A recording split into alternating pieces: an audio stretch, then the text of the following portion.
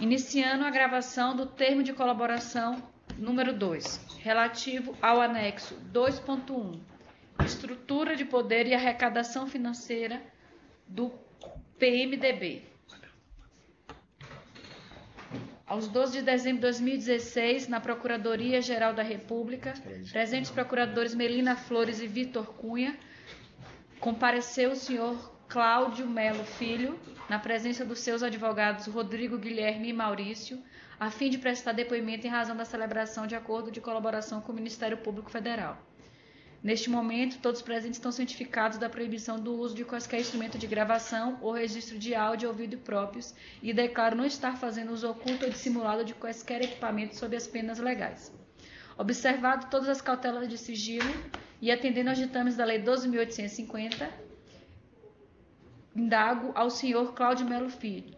Os advogados ora presentes são seus defensores legais nomeados para lhe assistir no presente ato. São. O senhor renuncia ao direito ao silêncio, reafirmando o compromisso legal de dizer a verdade. Sim. O senhor pretende colaborar de forma efetiva e voluntária com investigações e processos criminais nos termos fixados com o Ministério Público Federal. Perfeitamente. O senhor está ciente e autoriza o uso do registro audiovisual do presente ato de colaboração? Sim. O senhor está ciente de que os efeitos da colaboração premiada dependem de um ou de mais dos resultados previstos no artigo 4º da Lei 12.850? Sim. O senhor, no tocante ao anexo relativo à estrutura de poder e arrecadação financeira do PMDB, pretende responder todas as questões formuladas? Absolutamente.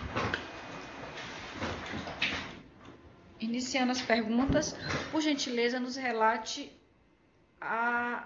essa situação da estrutura do PMDB e a questão da arrecadação financeira da sua participação como vice-presidente de Relações Institucionais do Grupo Odebrecht.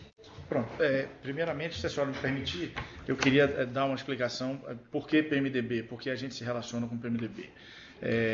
Quando eu cheguei aqui em Brasília, no final de 2004, comecei a me ambientar com as pessoas. E as pessoas, especificamente o senador Romero Jucá, era a pessoa que tinha relação com a empresa já de forma mais antiga.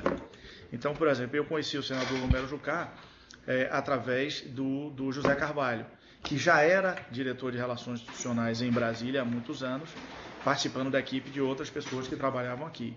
Então, foi ele que me apresentou ao senador Romero Jucá. Quando eu chego lá, o senador Romero Jucá fala da relação que ele tinha com a empresa, já muito antiga, de acompanhar a empresa acompanhar ele, etc. E tal. Então eu comecei a ver nele, porque não conhecia ninguém, uma porta de entrada para as discussões que nós precisaríamos fazer no Congresso Nacional. Aliado a isso, aí também por uma decisão pessoal, conversando com as pessoas que foram de alguma forma RI aqui, como Carvalho, a gente percebeu que era uma porta talvez mais fácil de se discutir os nossos temas pelo Congresso, pelo Senado Federal, do que pela Câmara. Quem lhe apresentou ao José Carvalho Filho. Ele que lhe apresentou o senador Romero Jucá? Qual a relação que o José Carvalho Filho tinha com ele?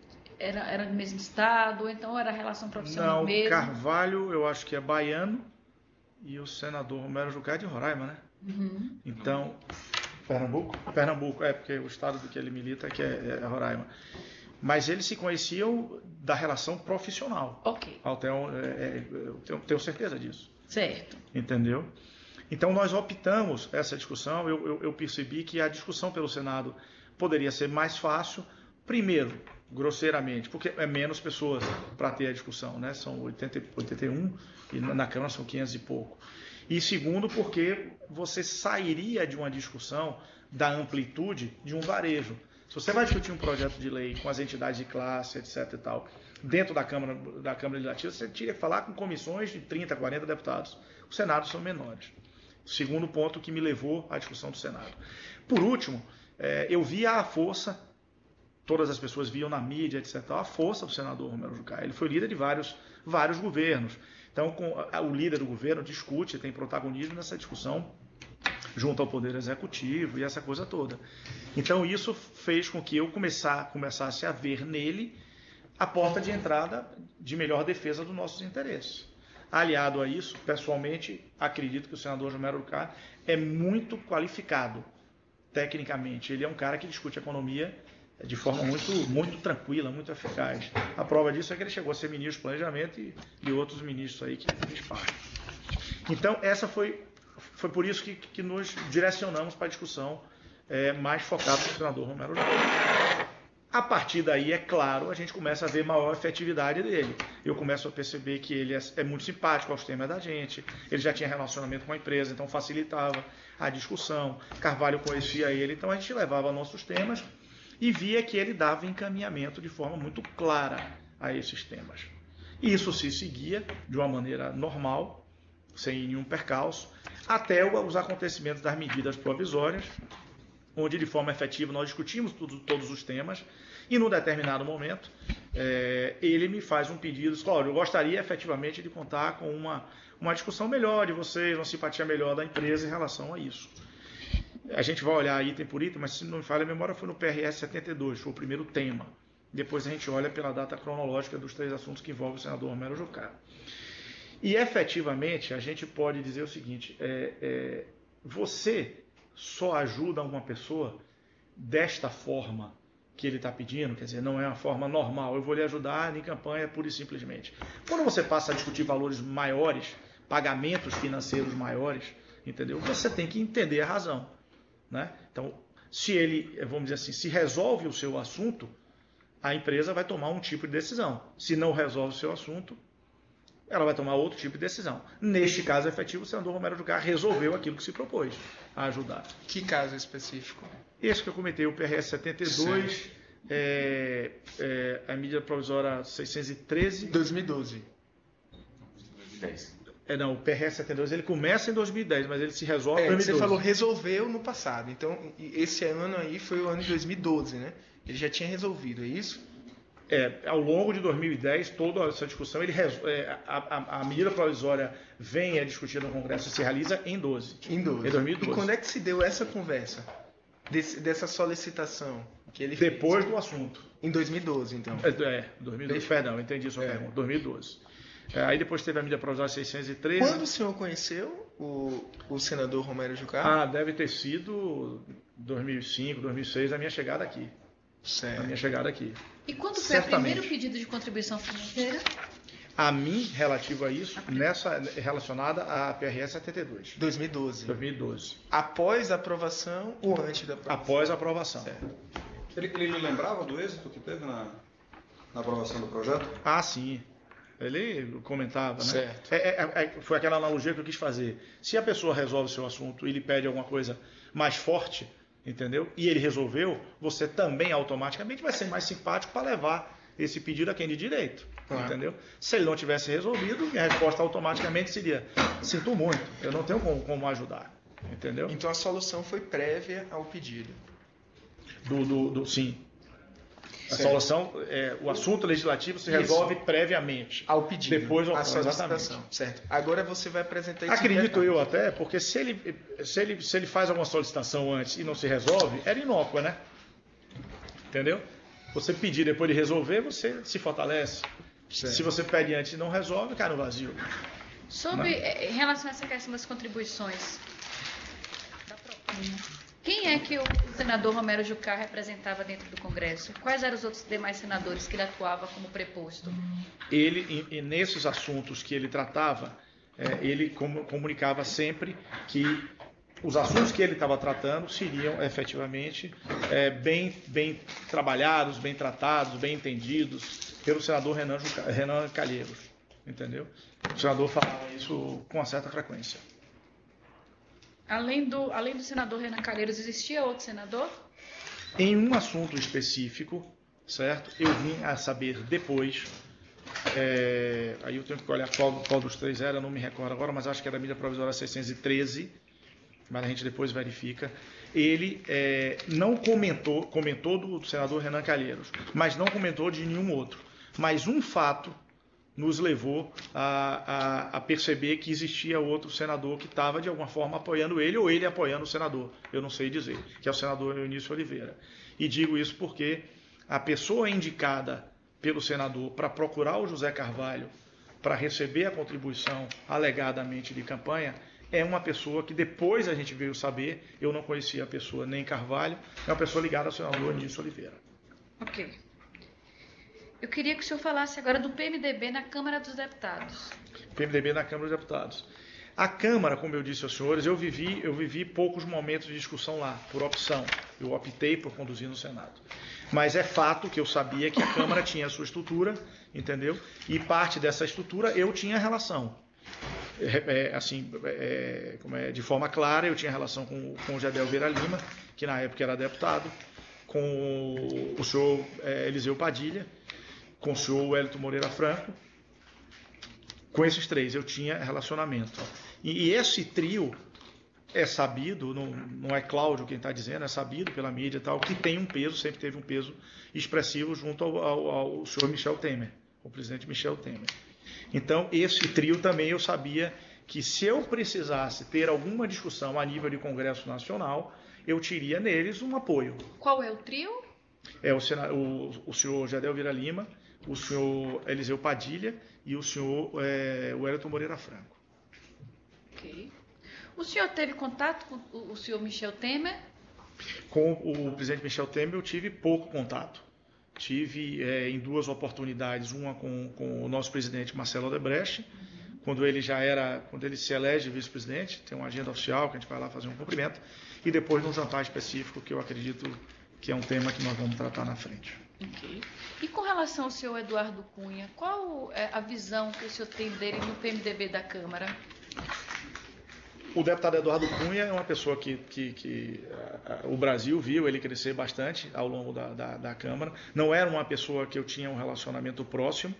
Ele tinha outros pontos de contato na empresa. Eu o conheci, por exemplo, pelo menos eu me lembro da primeira vez assim de forma efetiva, com o Henrique Valadares. Era o presidente da área de energia nossa. E teve um evento específico, numa discussão na Câmara, sobre um projeto das usinas do Madeira, e que Henrique Valadares combinou com ele de acompanhar uma audiência pública que estaria lá. Quem é Henrique Valadares? Henrique Valadares é presidente da Odebrecht, ele saiu da empresa por um problema de saúde. Ele era, na época, presidente da Odebrecht Energia. Ok. Tá? Portanto, as obras de energia do Rio Madeira, a obra é ligada a ele, mas ele disputava as duas. Okay. Né? Então, teve um problema durante o processo e eu conheci ele nesse momento. Certo. Depois disso, certamente eu tive com ele algumas outras oportunidades, falando de discussões técnicas, puramente técnicas, de assuntos legislativos nossos. E uma vez, especificamente, está em um dos meus relatos, ele chegou até aí à minha casa, me dizendo que queria ter uma discussão com o pessoal nosso da agroindustrial. Que ele estava tendo uma dificuldade na discussão com a Única e queria ver se a Odebrecht Agroindustrial, sendo parte da Única, poderia ouvi-lo na discussão. Eu comuniquei isso ao presidente, acho que tem um e-mail meu que diz respeito a isso. Eu comuniquei ao presidente da Odebrecht Agroindustrial, Luiz Mendonça, e a Marcelo Odebrecht, mas que ele tinha ido lá. Essa iniciativa do deputado Eduardo Cunha, dizendo essas dificuldades que ele estava tendo, era também de contribuição para ele? Não, ele não falou o motivo. Mas o senhor deu para do contexto, o senhor deu para entender qual era o problema? Não me pareceu. Eu acho que era a discussão de passar alguma coisa vinculada à Única. A Única é a união, é a associação de classe que representa o setor sucroalcooleiro. Ok. Entendeu? E a gente, membro, como ele tinha uma relação com a empresa, eu acredito que ele queria discutir com a empresa no sentido de ver como conduzir o assunto. Okay. Entendeu? Mas ele não me disse exatamente o que era, mas pessoalmente não acredito que era financeiro. Ok.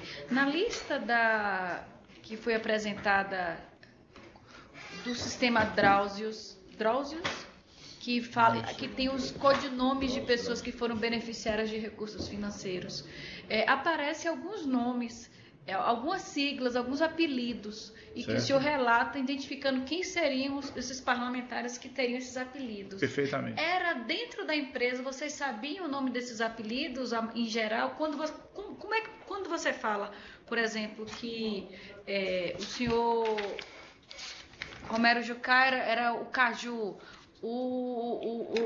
tem um outro que seria Angorá, um outro que seria o Caranguejo. Como é que o senhor sabe que esses seriam essas pessoas? Quais são? Pronto.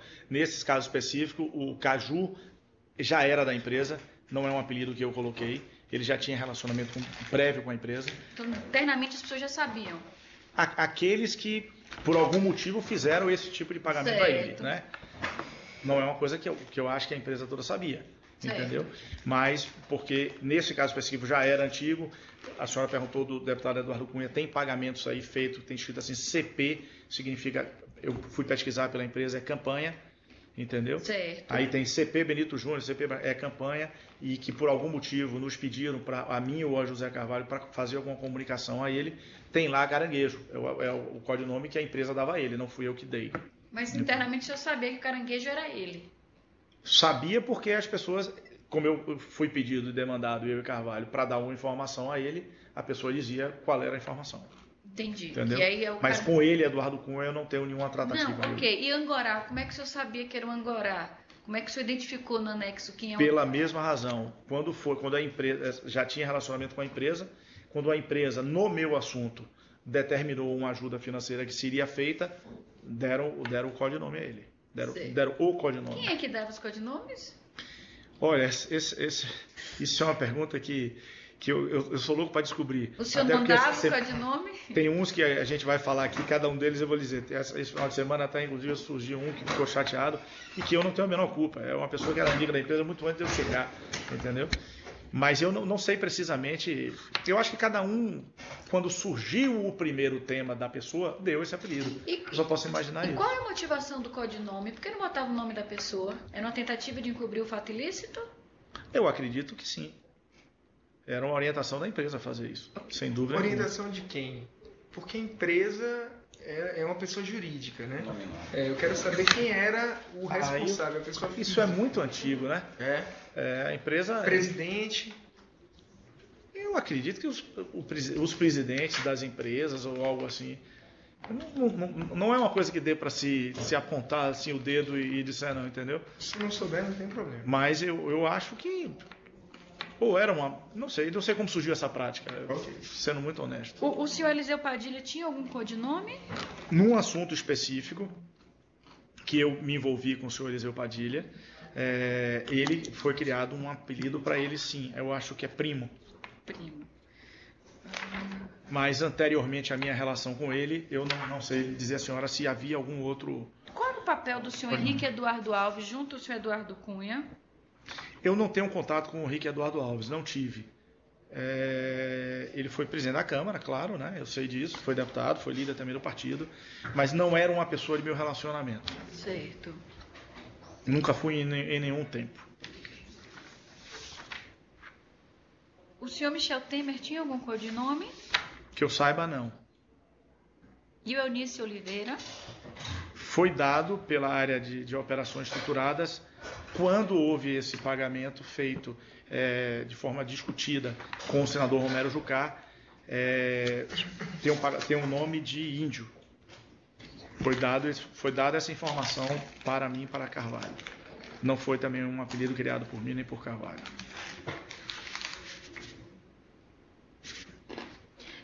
O senhor Romero Jucá, ele tinha alguma secretária que a sua secretária se reportava? Para a marcação de agendas, sim. O senhor tinha uma agenda intensa de marcação de pontos com ele? Olha, como eu disse à senhora, como ele era a porta de entrada das discussões nossas, sim, tinha uma agenda intensa, sim. Dentro daquilo que eu chamo de intensa, entendeu? Se, por exemplo, se tem um tema específico em discussão, certamente eu ia lá 1 ou 2 vezes ao longo da semana. Quando não tinha, não. E as reuniões ocorriam normalmente onde? Sempre, 100% das vezes, no gabinete dele. Okay. Quem marcava era a Diva, minha secretária. Eu estou tentando achar aqui tentando achar o nome dela aqui. É Cristina, uma, né? Cristiane, perdão. Cristiane. No meu dado de colaboração, eu peguei com minha secretária o telefone, o nome dela, incluí aqui. Eu tenho uma pergunta a finalizar. Por favor. O senhor relatou na sua proposta que buscou o senador Romero Jucá por ser uma liderança no PMDB. E é óbvio que o PMDB, por conta do tamanho da bancada, era um partido cujo apoio era bastante relevante. O senhor também menciona isso. Existiam outros partidos com bancada tão grande quanto, né? O PT, por exemplo, o PSDB, eram partidos que também tinham alguma relevância no Senado. Por que razão o senhor não procurou representantes desses partidos para estabelecer esse tipo de vínculo de maior proximidade para defender os interesses da empresa? Pronto, a primeira razão que eu digo ao senhor é o seguinte: no caso do PT, eu só conhecia um senador, que era o senador Walter Pinheiro da Bahia. No caso do PSDB, eu não conhecia nenhum senador, conhecia só o que faleceu, o Sérgio Guerra. Então, Não, eu citei exemplificativamente. Não, é claro, Estou falando de todos os partidos. E eu vou chegar lá. Então, primeiro por esse ponto. Segundo, porque a empresa certamente tem os seus relacionamentos através dos seus líderes empresariais, dos seus DS com essas pessoas. Então, como eu afirmei aqui numa outra parte da nossa discussão, se eu precisasse, por algum motivo, ser recebido ou ter uma discussão com um dos senadores, fosse Pernambuco, eu procurava a pessoa de Pernambuco. Fosse de São Paulo, eu procurava a pessoa de São Paulo. Porque eu sabia que a empresa tinha esse relacionamento. Entendeu? Então, eu procurava essas pessoas para que essas pessoas me ajudassem nessa discussão. Mas a minha relação era com o senador Romero Jucá. Volto a dizer, ele era líder de governo. O líder do governo tem, se não tem todo o poder, ele tem muito poder para determinar qualquer coisa. Entendeu? Ele que faz andar, bota para andar as coisas. Porque se o governo não quiser botar para andar um projeto de lei, não há santo que faça. Ele não bota. Faz todo tipo de artifício para que isso ocorra. E assim, lutar contra o governo é muito forte. Se o governo não quer que um assunto não ande, ele não anda. Vou dar um exemplo aos senhores. A gente discute um projeto de lei sobre o projeto de lei sobre a lei de licitações. Eu acho que deve ter 20 anos, está no Congresso Nacional. A gente defendeu de todo jeito que o Brasil tivesse processo licitatório com segurança jurídica plena. O que vem a ser isso? Você ter seguro garantia, você ter performance bond, você só licitar uma obra se tivesse todos os projetos executivos prontos, para não ficar, desculpa o termo, essa bandalheira que está aí, entendeu? Tem 20 anos que a gente discute isso. Tem inclusive uma emenda do senador Dornelles que ajuda nisso daí, entendeu? Certo. A gente faz um esforço grande e não anda. Por que não anda? Talvez porque ninguém tem interesse. Então, o senhor se absteve de procurar outras lideranças de bancadas? O senhor se satisfez com o apoio de Jucá? Por aquilo que eu disse aos senhores, também é outra oportunidade. Se você tem uma discussão e essa discussão vai à frente e se resolve, você segue nela de novo, você segue nela de novo, você segue nela de novo. E no caso do senador Romero Jucá, ele tinha atenção pela empresa e resolvia os assuntos. Entendeu? Então, se você está resolvendo um assunto através de uma pessoa, qual o motivo vai levar a procurar outra? Entendeu? Bem. Quanto que no todo o senador, a gente vai especificar depois, mas no quanto que o senhor foi pago ao grupo do senador Romero Jucá? Olha, primeiro a gente tem que fazer um divisor de águas aí. Tem um assunto que está na minha colaboração, que diz respeito a Henrique Valadares. Está bem claro na minha colaboração, que é um assunto da ordem de 6 milhões de reais, entendeu? Que é do assunto que Henrique Valadares tratou com o senador Romero Jucá ou com quem quer que seja. Eu não sei com que ele tratou. Ele apenas pediu a mim, a Carvalho, que comunicasse ao senador que haveria esse pagamento. Assim nós fizemos. Quanto? 6 milhões de reais. Isso diz respeito à obra de Santo Antônio, certo? E isso foi pago. Aí a gente tem um dado específico meu aqui que a gente olha isso, tá? Então, esse valor foi isso. O resto tem essas discussões das medidas provisórias e que deve ter aí somado algo em torno de, ao longo desse tempo todo, 15, 16 milhões de reais durante os períodos supostamente eleitorais. Esses valores foram o que o senhor intermediou? Foi o que eu discuti com ele, sim. Se a empresa tem outras coisas, eu não saberia. Fora esse do Henrique Valadares, eu não sei, não saberia dizer. Então é possível que ele tenha recebido maiores valores? Valores mais... Ele tem relacionamento com várias pessoas na empresa. Então, eu não posso afirmar. Esses são os valores que o senhor intermediou? Sem dúvida nenhuma. Ok. E desse conhecimento que eu tenho do assunto do Henrique Valadares, que eu não sei Não sei, mesmo no processo de colaboração, não foi procurar saber a razão. Mas o senhor sabe que foi Sei relativo que à foi, usina exatamente. Porque isso foi dito pelo Henrique de Santo Valadares. Antônio. A minha é o Carvalho. Ok. O senhor gostaria de fazer alguma consideração final sobre esse termo específico? Não, acho que não. Doutores, alguma consideração final? Não. Portanto, respondidas as questões formuladas, nada mais havendo a ser consignado, será agora encerrada a gravação audiovisual e, em seguida, lido e assinado o termo que também registra o presente ato.